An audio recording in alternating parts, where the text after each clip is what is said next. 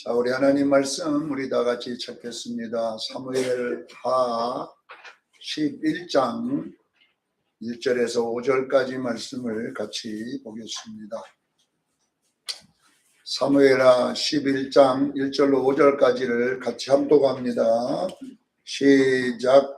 그 해가 돌아와 양들이 출전할 때가 되매 다윗이 왕과 그와 함께 있는 그의 부하들과 온 이스라엘 군대를 보내니 그들이 암몬 자손을 멸하고 압바를 에워쌌고 다윗은 예루살렘에 그대로 있더라. 저녁 때에 다윗이 그의 침상에서 일어나 왕궁 옥상에 거닐다가 그곳에서 보니 한 여인이 목욕을 하는데 심히 아름다워 보이는지라. 다윗이 사람을 보내되 그 여인을 알아보게 하였더니 그가 아뢰되 그는 엘리암의 딸이요 햇사람 미아야의 바스바가 아니니까 하니 다윗이 전령을 보내어 그 여자를 자기에게로 데려오게 하고 그 여자가 그 부정한 몸을 깨끗하게 하였으므로 더불어 동침하니 그 여자가 자기 집으로 돌아가니라. 그 여인이 임신함에 사람을 보내어 다윗에게 말하여 이르되 내가 임신하였나이다 하니라. 아멘. 신앙의 넘어짐의 원인이 뭔가, 이런 제목으로 오늘도 말씀을 통하여 은혜를 받기를 원합니다. 제가 늘 자주 쓰는 용어 중에 하나가 신앙생활이란 뭐냐, 여기에 대해서 많은 이야기를 합니다. 우리가 막상 신앙생활을 한다고 말을 하지만 그 신앙생활이 교회만 다니는 것으로 많이 착각을 하게 됩니다. 신앙생활을 한다고 하면 나 교회 다닙니다 라고만 하는데 교회 다니는 것도 신앙생활의 한 부분이는 맞습니다. 그러나 신앙생활의 정확하게 한 뜻은 뭐냐면은 우리가 이제 예수 믿고 거듭난 하나님의 백성들이 이제 거듭났으니까 다시 태어난 거잖아요. 거듭났다, 태어났다 이 말이에요. 이 태어났다는 말은 육으로 태어난 것이 아니고 영으로 태어났음을 믿으시기를 바랍니다. 내 안에 이제 하나님의 영이 오셔서 그 생명으로 태어났다 이 말이에요. 그러면 이 생명은 어린아이라는 말입니다. 태어났으니까 어린아이니까 이 어린 생명이, 예수님 닮은 생명이 말씀을 먹고 자라가는 과정을 신앙생활이라고 해요. 신앙생활은 굉장하게 포괄적이고 넓고 방대합니다. 그래서 이 신앙생활을 우리가 하는 것을 이제 말씀 먹는다 이렇게 해요. 말씀을 어떻게 먹습니까? 말씀을 어떻게 먹냐면은 읽고 듣고 지킴으로 먹습니다. 그러니까 말씀은 여러분이 읽어야 돼요. 예수 믿는 사람은 의무적으로 하루에 한 장이라도 읽어야 됩니다. 한 절이라도 읽어야 되잖아요. 그러니까 말씀을 읽어야 되는데 어떤 분은 성경책을 선반 위에 놔뒀다가 주일날 올 때 탁 틀어가지고 오는데, 어떤 분들은 아예 요즘은 성경책도 안 갖고 우리 다니잖아요. 교회에다가 지금 비치해놨으니까 가서 그거 들고 그냥 주일날 한번 펴는 건데, 그렇게 해서는 안 되고 적어도 여러분들이 하루에 말씀 한 절 읽기를 바랍니다. 그리고 이제 읽어놔야 설교를 들을 때 이해가 되잖아요. 내가 성경을 안 읽으면 설교 들을 때 무슨 말인지 잘 몰라요. 읽어야 이렇게 들어질 줄로 믿습니다. 설교를 듣고 들었으면 목사님이 설교할 때 어떻게 행하는 법을 가르쳐 주잖아요.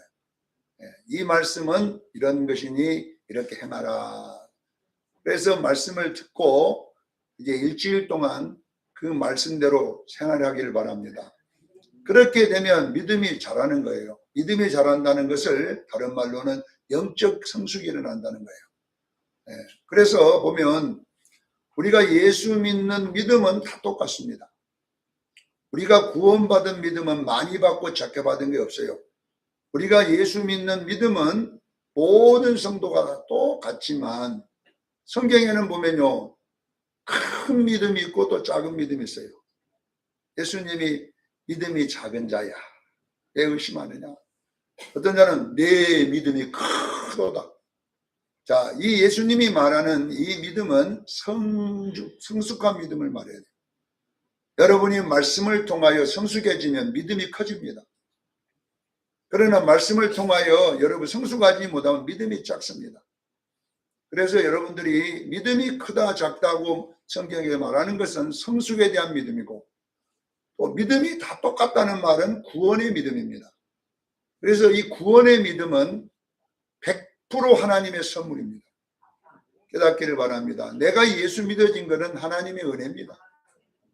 이걸 보고 선물이라고 그러는 거예요. 그러나 말씀이 믿어지고 말씀대로 행하는 것은 뭐냐면, 이것은 생활의 믿음입니다. 내가 생활하는 믿음. 그래서 여러분들이 생활하는 믿음도 커지기를 바랍니다. 그래서 예수님이 이런 비유를 하잖아요. 제자들이 간질 귀신을 예수님이 산에 있을 때 먼저 내려와서 이들이 귀신이 안 나가는 거예요. 자기들. 물에도 넘어지게 하고 불에도 넘어지게 하는 이 귀신이 안 나가니까 제자들에게 꿈쩍도 안 하니까 이제 예수님이 왔습니다. 예수님이 와가지고 그냥 단번에 그냥 그 아이에게서 나와라 이렇게 하니까 귀신이 떠났어요. 제자들이 마태복음의 이야기잖아요. 제자들이 주여 왜 우리는 그 귀신이 안 떠납니까? 예수님이 믿음이 적은 영혼이야. 믿음이 적다. 너희에게 겨자씨만한 믿음만 있어도 산을 들어 바다로 가라고는 가지 않냐. 이렇게 믿음이 적다라는 이야기를 하시는 것은 우리가 뭐냐 그러면요, 아직 성숙하지 못했다 이런 이야기입니다. 우리는 신앙생활은 뭐냐, 믿음이 자라가기를 원합니다. 믿음이 자란 것만큼 영적으로 성숙했다는 이야기를 다루고 있는데, 자, 우리가 이제 신앙생활을 통하여 믿음이 자라는 과정을 광야 생활이라고 합니다. 구약에는. 여러분, 구약 성경은 우리의 신앙생활을 그림으로 이렇게 잘 그려놓은 거예요. 우리가 눈으로 볼 수 있도록 그 이스라엘이라는 백성을 들어가고 연기를 시켜놓고 우리의 신앙생활을 지도를 딱 그려놨어요. 자, 여러분 보세요. 이스라엘 백성이 가나안 땅까지 들어가는 데는 강이 두 개 나와요. 하나는 홍해라는 바다지만 강으로 비유한다면 그 강, 마지막엔 요단강, 이렇게 두 개 나오잖아요. 이 강이 의미하는 것은 뭐냐 그러면 담을 말해요. 이 담을 넘어라. 이렇게 줄을 딱 끊었잖아요. 그러니까 3단계가 있는데 이 줄이 딱 이래 됐는데 제1단계를 로마서 8장 30절에는 부르시는 단계다. 이렇게. 이게 뭐냐 그러면 구원받고 거듭난 단계임을 믿으시기를 바랍니다. 구원받고 거듭나면 세례라고 하는 강이 하나 나와요. 세례. 이게 뭐냐 그러면 홍해임을 믿으시기를 바랍니다. 여러분 고린도전서 10장 1절 2절에 그러잖아요. 이스라엘 백성이 홍해에서 바다 가운데에서 세례를 받았다 이렇게 나와요. 그러니까 예수 믿고 1년 6개월 다니면 1년 다니고 6개월 다니면 우리는 세례를 준 것처럼 이거는 뭐냐 그러면 이제 홍해를 걷는 것과 같아요. 여기까지는 하나님의 은혜임을 믿으시기를 바랍니다. 하나님의. 그러나 홍해를 건너기부터 시작해서 광야를 40년 걸어야 돼요. 40년 걸어야 되는 이 과정을 뭐냐면은 성숙해 가는 과정. 이걸 뭐냐면은 빛나고 깨끗한 세마포 옷을 입는 과정임을 믿으시기를 바랍니다. 성도의 오를 행실의 과정이기 때문에 그래요. 그 다음에 요단강은 뭐냐? 요단강이 주는 것은 뭐냐면 요단강은 내가 죽는 강입니다. 홍해는 누가 죽었냐면 예수님이 죽은 강입니다. 믿으시기를 바랍니다. 예수님이 죽어서 홍해는 우리가 구원을 받은 거예요. 그 강을 걷는 거예요. 그러나 요단강은 누가 죽어야 돼요? 내가 죽어야 가나안 땅에 들어가는 강이에요. 여러분 가나안 땅은 뭐냐? 안식의 땅이잖아요. 안식. 그리스도 안에서 평안과 안식을 누리는 땅인데, 그러면 뭐 어떻게 되냐? 여러분 신앙생활이라고 하는 것은 뭐냐 그러면 내가 죽는 과정이에요. 그런데 지금 여러분 40년 돼도 안 죽는 사람이 너무 많잖아요. 이걸 보니 아직도 강야에서 뺑뺑이를 도는 거예요. 신앙생활이 되면 조금씩 내가 죽어져야 될 줄로 믿습니다. 그래서 여러분 강야에서 이스라엘 백성들이 보면 안 죽는 데가 있어. 하나님께 대드는 데가 있어. 이걸 원망이라 그래. 원망. 하나님을 원망하다. 원망이 뭐냐면 하나님께 대드는 거예요. 하나님 손가락씩 갖고 막 왜 이래 안 하십니까? 예. 그래가지고 하나님의 엉덩이가 그냥 피가 난다는, 얼마나 많이 찔러놨는지. 교회가 원망을 얼마나 많이 하는지, 이래서 원망하고 저래서 원망하는데, 여러분요, 성숙한 사람은 원망하는 것이 아니라 감사하는 겁니다. 자, 여러분, 내가 죽었다는 그 증거가 뭐냐 그러면 어떤 상황에서 감사하는 거예요. 자, 감사하기 위해서는 어떻게 해야 되냐면요, 여러분, 큰 것을 바라보면 감사가 안 나와요. 성공, 번영 막 이런 걸 생각하면 감사가 안 나오는데, 작은 걸 생각하면 감사가 나오는 거예요. 오늘 여러분, 우리 조 권사님 이렇게 나오셨네요. 나보다 빨리 나왔더라 오늘은. 네. 여러분, 조 권사님이 고관절이 부러졌잖아요. 부러져가지고 요양병원에 계셨는데, 부러졌을 때 여러분요, 이게 고관절 부러지면 진짜 이 교회 나오는 거 어려운 거예요. 그런데 여러분, 이 걸어서 나오는 것이 감사하는 거예요. 얼마나 감사할 일입니까? 네. 고관절 부러지면 이제 요양병원에 누워있다가 천국 가야 되는데 요양병원에서 나오게 해야 됐잖아요. 그리고 요양병원에 나왔는데 교회까지 나오게 됐잖아요. 나중에는 여러분요, 직장까지 가게 생겼어요. 네. 여러분, 그렇게 됩니다. 그러니까 여러분 보세요. 우리 여러분들이요, 이 감사를 찾으면 작은 것에 감사가 있는 거예요. 이렇게 될 때에 여러분요, 여러분의 은혜가 있을 줄로 믿습니다. 오늘도 여러분들에게 이런 내용들이 뭐냐면 광야의 훈련인 거예요. 광야의 훈련은 감사하면 통과, 원망하면 거기에 붙잡혀 있는 거예요. 간단해요. 여러분, 어떤 상황이 올지라도 큰 것을 바라보면 감사가 안 나와요. 왜? 저 사람은 돈을 많이 버는데 나는 돈이 없고, 저 사람은 자식이 저런데 나는 자식이 이렇고, 그런 데다가 집중하면요, 감사가 나올 수 없어요. 여러분요, 작은 것에 감사를 해보세요. 감사가 넘칠 줄로 믿습니다. 다윗이라는 사람을 이제 보는데, 다윗이라는 사람도 보면 이 과정을 거쳤어요. 자, 구약에 나오는 모든 사람들은 다 이 광야 지도가 다 그려집니다. 구원받는 과정, 그 다음에 광야 훈련 받는 과정, 가나안 땅에 들어가는 과정이라는 이 지도대로 가게 되는, 다윗이라는 사람도 똑같습니다. 다윗이 훈련한 것이 아니라 다윗은 저와 여러분들을 연기해 놓은, 신앙을 연기해 놓은 사람임을 믿으시길 바랍니다. 다윗이 특별한 사람이 아니에요. 바로 이 광야 지도를 그대로 설명했는데, 다윗이라는 사람도 보면은 정확하게 첫 번째 뭐냐면요, 사울이 있는 동안에는 다윗은 광야 생활을 했습니다. 사울이 왕으로 몇 년 있냐면 40년 있었습니다. 사도행전 13장 21절에 보면 기스의 아들 사울이 40년간 주관했다 이렇게 나와요. 그러니까 사울이 있는 동안에는 다윗은요, 매일 도망다니고 매일 공격받고 매일 죽음을 두려워하고 막 이 과정이 있잖아요. 이게. 그러면 다윗이 이 과정에서 시편을 쓴 것들이 전부 다 보면 고난의 시편이에요. 애가 슬퍼. 하나님 나를 버리셨나이까? 왜 하나님 내가 울부짖는데도 아무 대답도 하지 않습니까? 이런 내용들이 시편에 광야에서 불렀던 노래들입니다.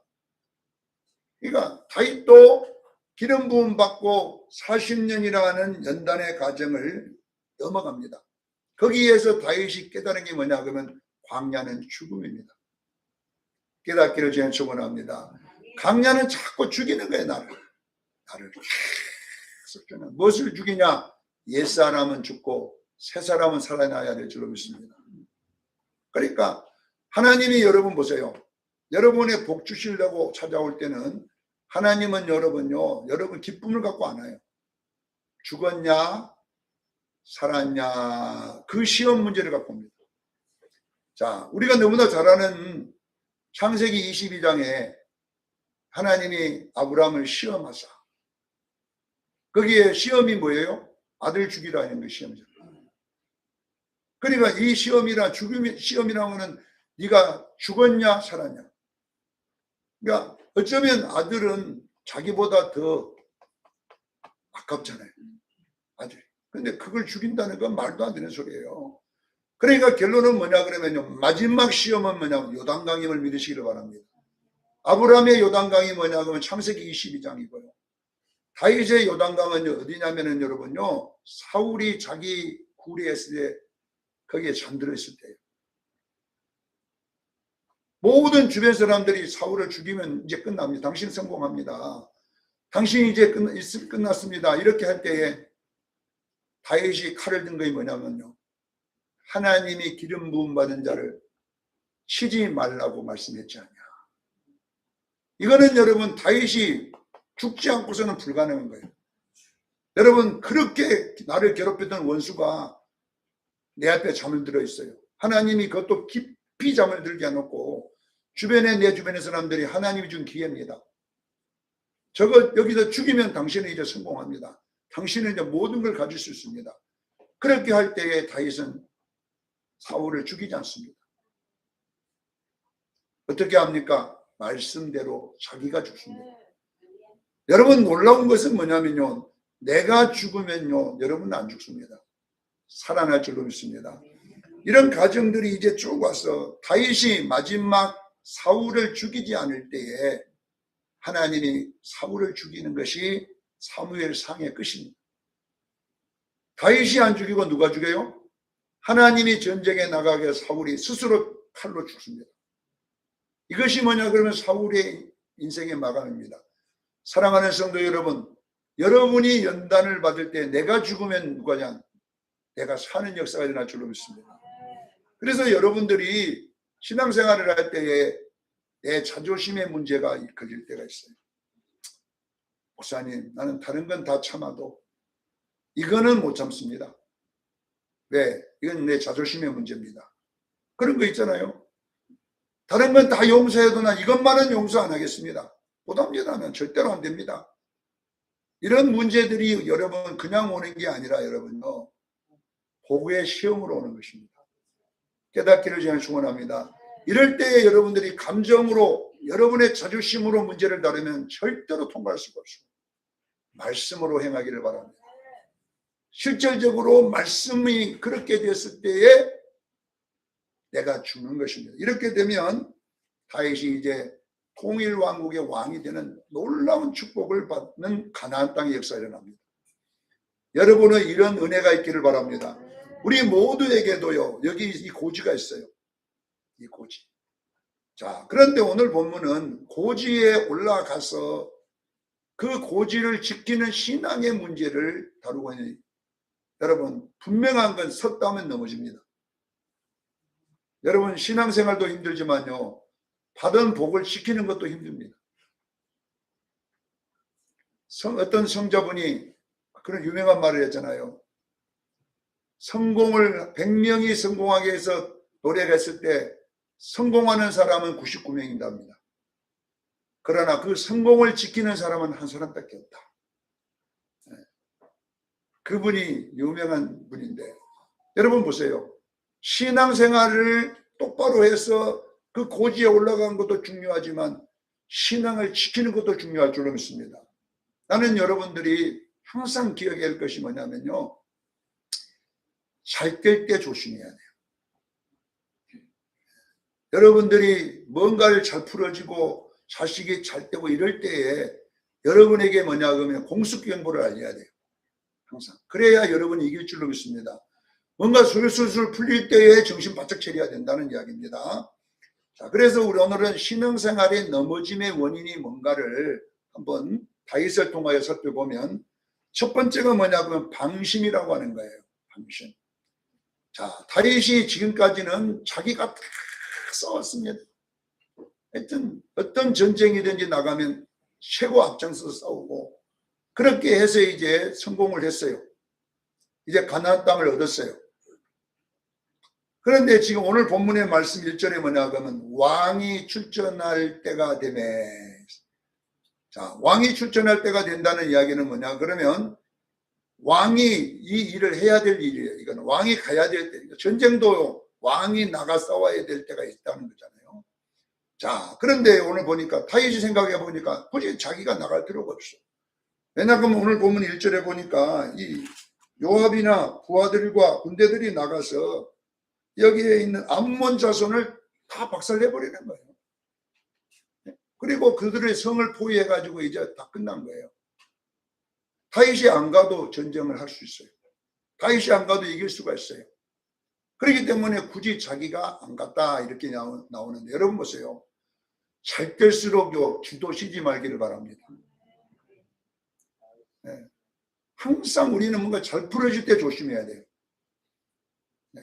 왜냐하면 이때가 너무 미끄러지기 딱 좋을 때이기 때문에 그래요. 그래서 여러분 항상 뭐냐면 교회도 마찬가지입니다. 목사가 기도도 안 하는데 교회는 부흥되고, 목사가 여러분요 별로 기도도 안 하는데 성도들이 너무 잘하는 거예요. 이럴 때가 가장 위험할 때예요. 좋아지는 게 아니에요. 아유, 성도들 잘한다, 내가 하나님께 잘했을까? 아니에요. 잘 돌아갈 때가 최고 문제입니다. 지금 다윗이 손 안 대도 지금 막 일이 착착착착착, 제자들이 알아서 막 부하들이 알아서 착착착착 다 해버리잖아요. 여기 일대가 최고 위험할 때입니다. 여러분도 마찬가지입니다. 목사가요 설교 준비하지도 않고요 기도도 안 했는데요 그냥 설교만 하면 문이 동글동글해가 은혜 다 받고 또 변화까지 일어납니다. 이럴 때가 그 목사는요 가장 위험할 때입니다. 아셔야 돼요, 여러분. 그럴 때에 여러분 더 기도해야 될 줄로 믿습니다. 더 신경 써야 돼요. 성도들도 마찬가지입니다. 기도하지도 않고 늘 잠만 씩 자는데도 가정이 잘 되는 거예요. 가정이 잘 되고 아들도 사업이 잘 되고 그냥 딸도 잘 되고 막 이렇게 할 때가 여러분 좋은 건 줄 아세요? 미끄러지기 쉬울 때입니다. 그래서 여러분의 환경에 이런 일이 나타날 때는 여러분 더 깨어 있어야 됩니다. 어디서 치고 들어올지 모르기 때문에 방심이 가장 넘어짐의 원인을 믿으시기를 바랍니다. 사랑하는 성도 여러분, 잘 될 때 조심하세요. 기도 안 해도 잘 되고 그냥 열심히 안 해도 뭔가 잘 풀어질 때가 가장 내 인생에 위기가 올 수 있는 시간이기 때문에 깨어있기를 주님 축원합니다. 두 번째, 왜 우리가 기도하지 않냐면요, 두 번째 2절로 5절에 보면 교만입니다. 이 교만이라고 하는 것은 두 단어가 있는데 카바트, 카바흐, 가야 이런데 이게 뭐냐면은 스스로 높여지다, 위로 올라가다라는 뜻이 있어요. 오늘 본문에 보니까 다윗이 어디에 올라갔어요? 왕궁 지붕에 올라가 거닐더라. 이게 교만이라는 단어예요. 다윗이 지금 교만해진 거예요. 여러분 다니엘서 4장 29절로 31절에도 보면 느부갓네살 왕이 교만했을 때 어떤 인상이면 왕궁 지붕에 올라갔어요.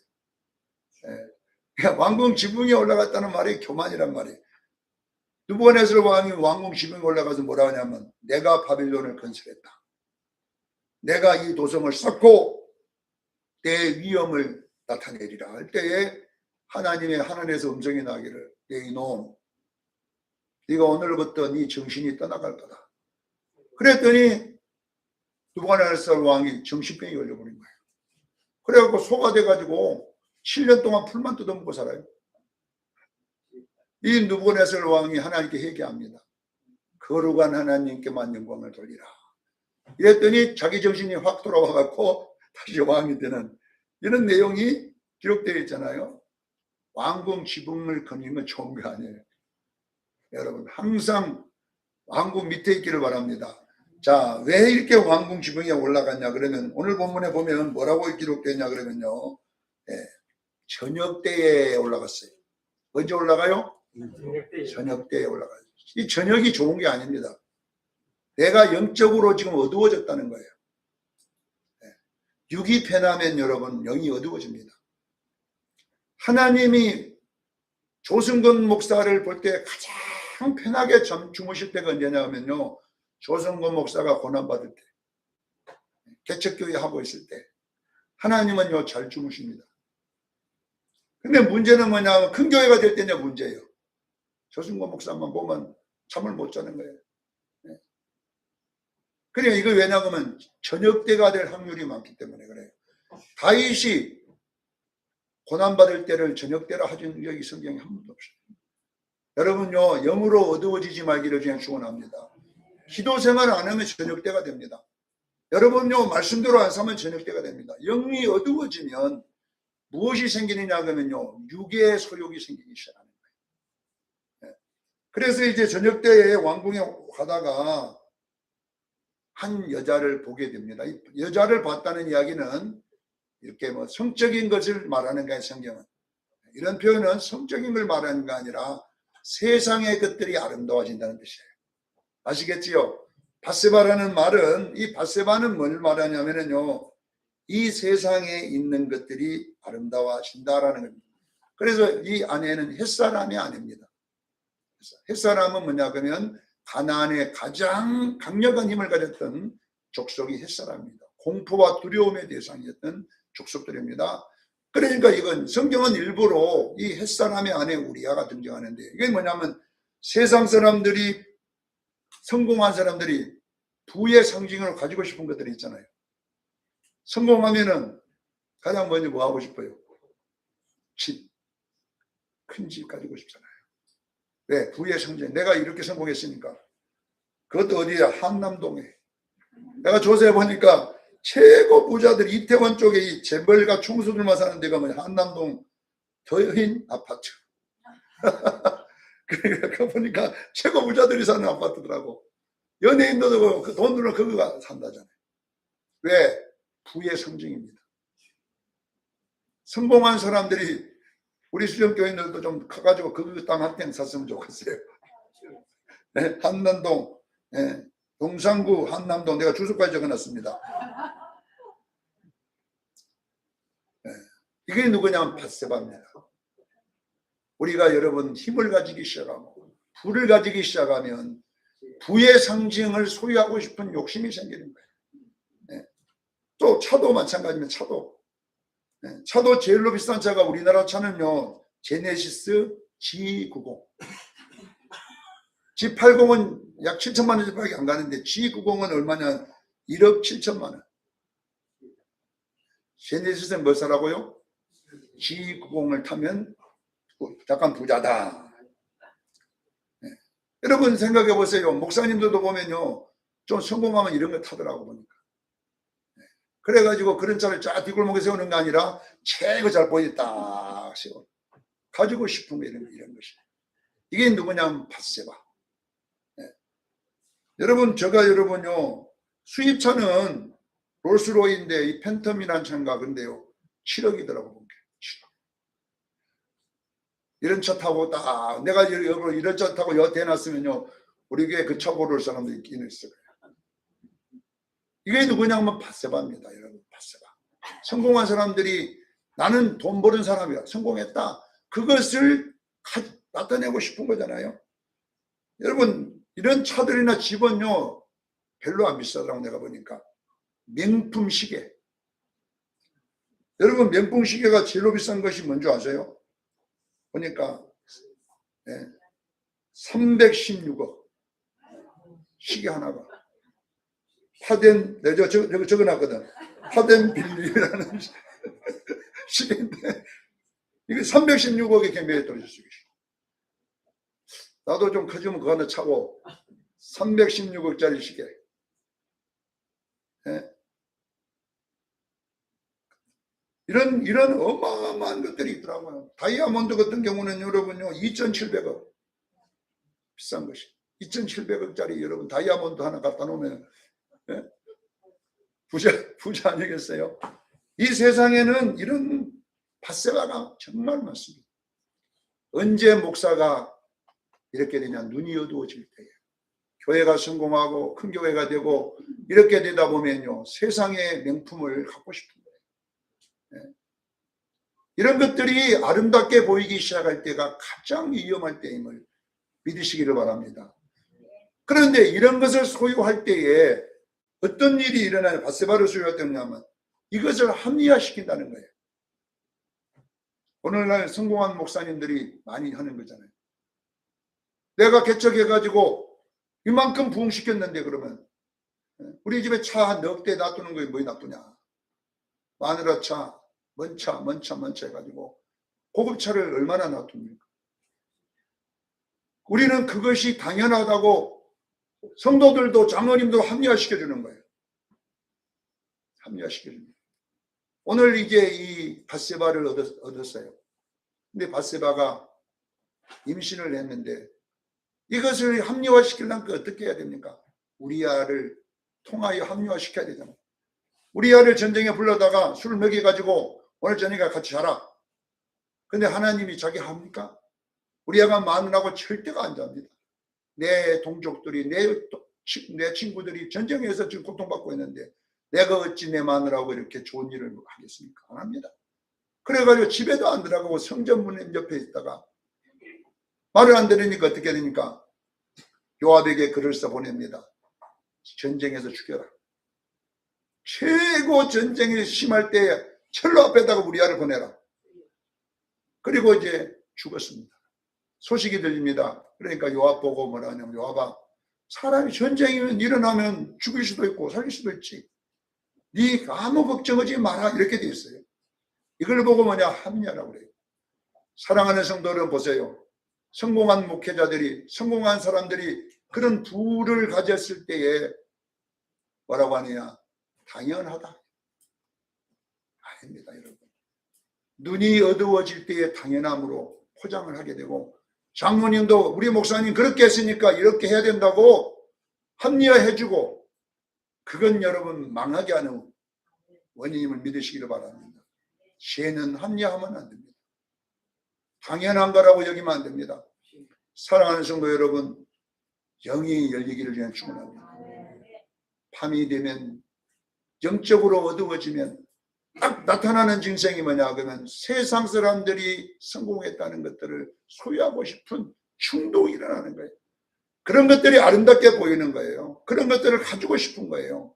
나도 성공한 목사다고 그런 차도 타고 싶은 거예요. 수많은 아버지 노예 가서도 그런 차를 탁 타고 가야, 야, 조승구 목사 성공했다더라, 이렇게 되잖아요. 그래갖고 많은 목사님들이, 목사님 이런 말 들으면 기분 좋잖아요. 아닙니다. 성공해도 낮아져야 될 줄을 믿습니다. 내가 아니에요. 주님의 것이에요. 자, 왜 이렇게 이런 일이 일어납니다. 마지막으로 보면요, 왜 넘어지냐 이 말이에요. 여러분 잘 아셔야 돼요. 성공하면 왜 넘어지냐면은 여러분 보세요. 12장 8절로 9절에 나와 있어요. 하나님이 말합니다. 네가 지금까지 구한 거 안 준 건 내가 뭐가 있겠냐. 네가 지금까지 내가 구했을 때 나라도 주고 뭘 안 준 건 하나도 없었지 않냐. 그런데 어찌하여 네가 더 달라고 했으면 내가 더 안 주겠냐. 그런데 어떻게 밧세바 문제는 내게 기도하지 않았냐. 왜 기도하지 않았냐. 네가 나를 업신여기고 나의 이름을 그렇게 네가 사람들에게 무한을 주게 만들었느냐 했어요. 자, 여기에 내게 구하지 않았냐를 말하는 기도입니다. 사랑하는 성도 여러분, 기도가 멈추면 여러분 눈이 어두워진 줄로 믿으시기를 바랍니다. 아무리 수정교회가 큰 교회가 될지라도 기도하는 목사는 망하지 않습니다. 개척교회 때는 기도하더니 이제 풀어지니까 기도 안 하고 다니면 희한한 증세가 생기는 거예요. 그게 뭐냐 그러면요, 밧세바가 좋아지기 시작하는 거예요. 그리고 그것을 갖고 있을 때는 하나님께 묻지도 않아요. 하나님 가져야 됩니까? 안 물어봐. 당연히 내가 이렇게 했으니까 가져야 된다고 해서 그것을 합리화시키고 장로님들도 합리화해주고 그렇게 함으로써 교회가 무너지는 것입니다. 깨닫기를 저는 축원합니다. 신앙의 넘어짐이 이와 같이 되는 것입니다. 사랑하는 성도 여러분, 저에게 이 비유를 갖다 대면 저에게도 맞고 여러분에게도 이 비유를 갖다 대면 여러분에게도 맞습니다. 여러분이 지금 기도하고 있습니까? 그러면 안전합니다. 할렐루야. 지금 여러분이 기도가 있으면 여러분 인생이 안전해요. 근데 기도하지 않는데도 여러분 아무런 일이 없습니까? 불안해하십시오. 불안해하십시오. 다른 건 조금 양보할 수 있어도 하나님께 기도하는 것은 절대 멈추지 말기를 저는 축원합니다. 잘 돌아갈수록 형통할수록 문제가 없을수록 더 하나님께 가까이 기도하는 여러분 되기를 예수 이름으로 축원합니다. 기도하겠습니다. 거룩하신 하나님 우리 아버지,